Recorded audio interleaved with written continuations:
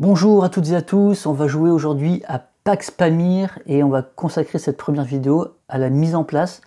Elle est assez rapide la mise en place solo, mais voilà, je préfère la filmer comme vous avez l'habitude maintenant séparément pour pouvoir après avoir des vidéos de partie sans refaire à chaque fois la mise en place.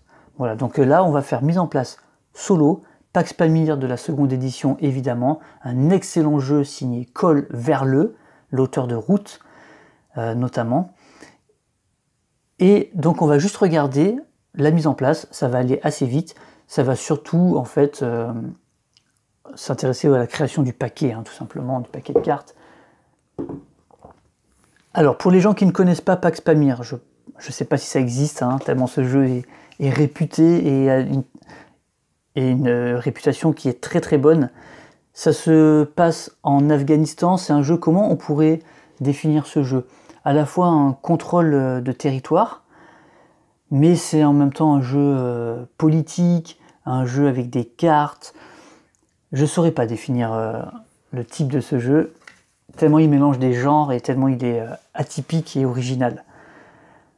Alors, quand on joue en solo, c'est relativement simple. On choisit une couleur, une piste, on place nos cylindres sur notre plateau. On récupère... oui, mon paquet de cartes. On récupère, pareil, notre roue de loyauté.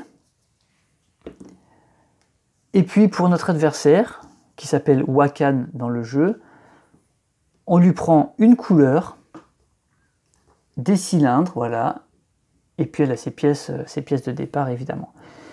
Donc là, en fait, la seule chose vraiment qu'il y a à faire dans la mise en place de Pax Pamir, c'est de construire le paquet de cartes. Parce qu'en fait, tout se joue avec un paquet de cartes, un gros paquet de cartes, une rivière, un marché de cartes ici. On va acheter des cartes. Parmi nos 2 actions par tour à faire, on peut acheter une carte et la prendre dans notre main. On peut jouer une carte de notre main dans notre cours, c'est-à-dire en la posant ici, et de manière à rendre cette carte active. Ou alors on peut jouer une action de notre cours, donc des cartes qu'on aura déjà déployées. Donc tout va se jouer sur des cartes, et on verra pendant la partie, on fera un tout petit rappel des règles au fur et à mesure des actions choisies, tout simplement, sans expliquer les règles au départ, parce que c'est un vieux jeu. Vous savez que moi, ici, le prétexte de la création de cette chaîne, c'était de ressortir des jeux pour pouvoir y jouer, et puis ne pas les laisser oublier, et ne pas, on va dire, se laisser tenter par une course à la nouveauté, puisque c'est ça que je trouvais sur YouTube trop souvent, c'est-à-dire qu'il y a énormément de chaînes de jeux de société, ça c'est cool, que ce soit du solo, du multi, ça c'est génial, et plus il y en aura et mieux c'est, puisqu'elles sont toutes différentes, voilà, chacun propose ce qu'il a envie de proposer, et ça c'est très bien, mais je trouvais que finalement, même sur les chaînes que je préfère, voilà, pour ne pas les citer, par exemple Etrigan, ou d'autres, il y en a plein, mais voilà, Etrigan, c'est vraiment lui qui m'a donné envie de me mettre aux jeux de société, alors qu'avant j'étais plutôt jeux vidéo. Et bien Etrigan, il déroge pas à la règle, c'est-à-dire qu'il va jouer à des nouveaux jeux souvent, ou alors il va acquérir un jeu plus ancien et il va le présenter sur sa chaîne, donc ça c'est cool, mais il va le faire qu'une seule fois. Parce qu'après il va passer à un autre jeu, évidemment il a aussi une vie, il n'a pas que ça à faire, on est tous dans la même situation. Il n'y a pas beaucoup, je pense, de professionnels, de youtubeurs professionnels qui ne font que ça et qui gagnent leur vie avec ça. S'il y en a, tant mieux pour eux, bravo, je les félicite, mais je crois pas qu'il y en ait beaucoup. Du coup, il n'y a pas beaucoup de chaînes sur YouTube qui proposent des parties, différentes parties du même jeu, en fait. Et moi, j'avais envie de changer un peu ça. Donc là, moi, ma chaîne est très récente, ça fait que quelques mois qu'elle existe. Donc forcément, je propose les jeux les uns après les autres, mais j'ai envie de revenir, voilà, j'ai envie de refaire des parties. Donc là, c'est la première de Pax Pamir, et j'ai envie qu'il y en ait d'autres, voilà, parce que ça m'évite comme ça d'acheter trop de jeux, et de vouloir présenter à chaque fois des nouvelles choses, une fois et après de plus les revoir. Voilà, parenthèse refermée, on va créer le paquet. Donc, le paquet de cartes, pour le créer, en fait, il y a une petite procédure parce que ce jeu, en fait, a comme mécanique intéressante, comme mécanique sympa, même si je n'ai pas encore fait de vidéo de mécanique sympa sur Pax Pamir, c'est que, en fait, on va, à l'instar de Mosaïque, il va y avoir à un moment des cartes de contrôle de domination qui vont sortir, et à ce moment-là, alors là c'est légèrement différent de Mosaïque. Mosaïque, c'est quand elle sort, on fait un contrôle de domination, on vérifie qui a le plus d'influence. Ici non, elles vont être sur le marché, et on va avoir la possibilité de l'acheter. Et c'est en ça que c'est un peu différent, c'est que on va pouvoir, notamment en solo, on va pouvoir savoir si notre adversaire va pouvoir l'acheter ou pas. Et tant qu'on voit qu'elle ne peut pas l'acheter, on n'est pas pressé, nous, d'aller l'acheter. Et par contre, on peut anticiper le fait qu'elle ne puisse pas l'acheter, et donc nous aller l'acheter avant elle, si on est dominateur, plus influent qu'elle. Donc voilà, il y a une stratégie à faire pour gagner en solo. Tout va se jouer là-dessus, c'est-à-dire être capable d'acheter ses cartes avant elle, et donc de préparer le terrain, et d'essayer d'anticiper à peu près quand vont sortir ces cartes. Alors ça marche pas à tous les coups, mais pour moi c'est la seule stratégie qui permet de gagner relativement souvent. Parfois ça foire évidemment, hein. Parfois la carte sort et elle peut l'acheter tout de suite et on est niqué, mais si elle ne peut pas l'acheter tout de suite, c'est là qu'on a une chance de la prendre avant elle et de tout mettre en œuvre avant qu'elle puisse le faire. Parce que sinon elle est redoutable et elle est quasiment imbattable. Si elle arrive à prendre les cartes tout de suite, on ne peut pas faire grand chose, parce qu'elle va très souvent être plus influente que nous, puisqu'elle n'a pas de loyauté. Elle a une loyauté relative, ils disent dans le jeu, c'est-à-dire qu'elle est loyale à tout le monde en même temps, et donc forcément ça facilite les choses. Donc l'idée, ça va être de construire le paquet de façon à répartir ces cartes plus ou moins équitablement dans la pioche, plus ou moins, vous allez voir, puisque ça va être mélangé quand même, hein. Donc on commence par faire 6 piles de 5 cartes, plus une par joueur, on joue à 2, donc de 7 cartes. Donc je fais mes... Alors je vais remélanger un petit peu, parce que c'est un gros paquet, donc il n'est pas si facile à mélanger que ça. Mais comme on fait des piles, de toute façon, ça va faire un mélange. Donc 1, 2, 3, 4, 5, je vais me faire un peu de place, 6. Donc 1, 2, 3, 4, 5, 6, on a mis 2, 3,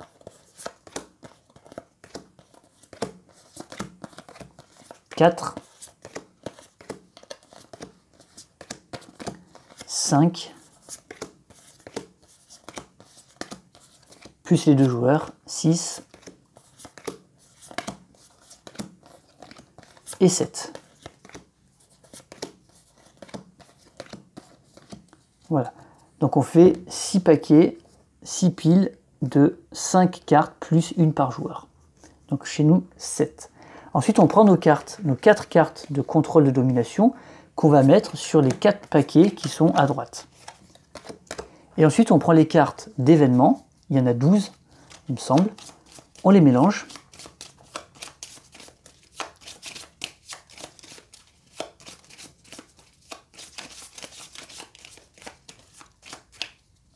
On n'utilise pas la première pile de gauche, on en met une sur chaque pile restante. Et ensuite, on en met une deuxième sur les 4 piles les plus à droite. Et donc, normalement, il en reste quelques-unes qui ne sont pas utilisées. Donc là, on en a utilisé 1, 2, 3, 4, 5, 6. Il en reste 3. Est-ce que c'est normal?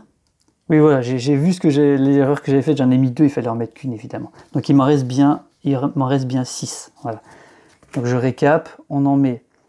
Donc, on fait les 6 paquets qui correspondent à 5 cartes plus 2 joueurs.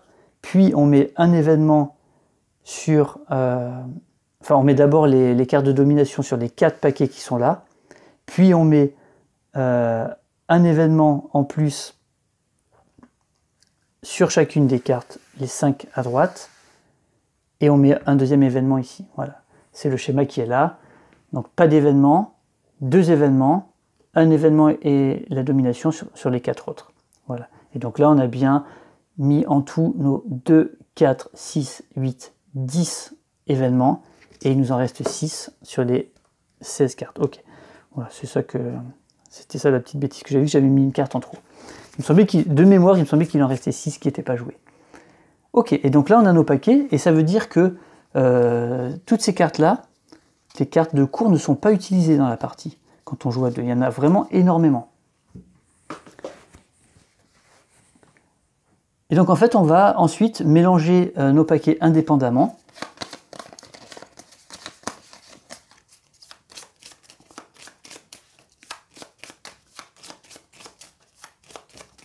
Voilà, en commençant par celui de droite,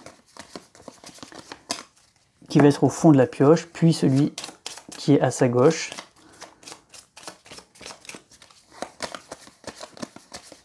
Voilà, l'objet de cette vidéo, c'est pas de montrer comment faire la mise en place, d'expliquer comment faire la mise en place. Vous avez un livret de règles, ça, voilà, pas besoin d'expliquer ça, mais c'est juste pour que ça apparaisse pas dans les... gagner quelques minutes sur les vidéos de partie. Voilà, on continue, on mélange ces paquets indépendamment. Donc là, sur les 4 paquets de droite, vous avez bien compris qu'il y a un contrôle de domination et un événement.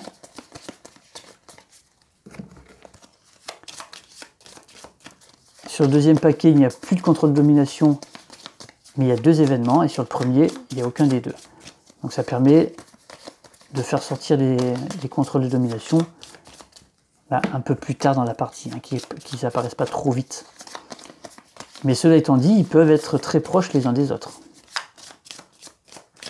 En tout cas, 2 peuvent vraiment s'enchaîner au hasard de la mélange. Hop, et puis le premier, où là, il n'y a aucun événement.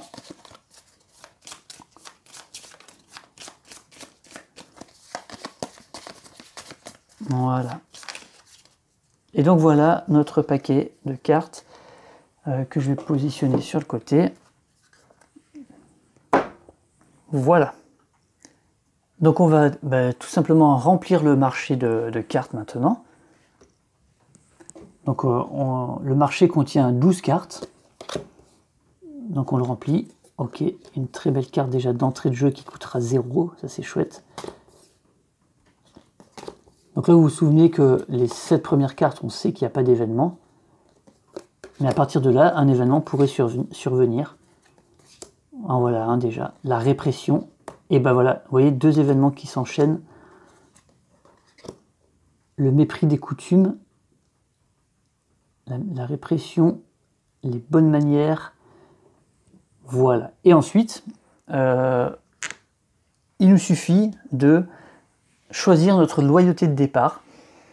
Alors je ne sais pas si c'est très important de bien choisir ça au début. Je ne sais pas si... je me suis jamais vraiment posé la question. Puisque de toute façon, si on prend un patriote, ça fait changer la loyauté. Donc je ne sais pas trop. Si on regarde les cartes, qu'est-ce qui pourrait nous intéresser? J'en sais rien. On verra ça de toute façon au début de la partie. Pour l'instant, je vais rester sur Afghan et puis on verra ce que ça donne. Et ensuite, tout simplement, la mise en place est terminée. C'est-à-dire que tout le monde choisit sa loyauté.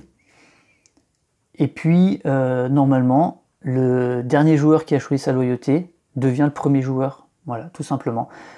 Là, quand on joue en solo, c'est un peu différent, puisque notre adversaire n'a pas de loyauté et elle est premier joueur. Voilà, mise en place est terminée. Voilà pour cette vidéo. Alors c'était court, hein, mais ça permet de séparer quand même, j'aime bien. Et pour les prochaines parties, je commencerai la partie directement comme ça, avec le paquet déjà effectué, avec tout déjà mis en place. Voilà. Allez, c'est terminé pour cette petite mise en place de Pax Pamir. A plus.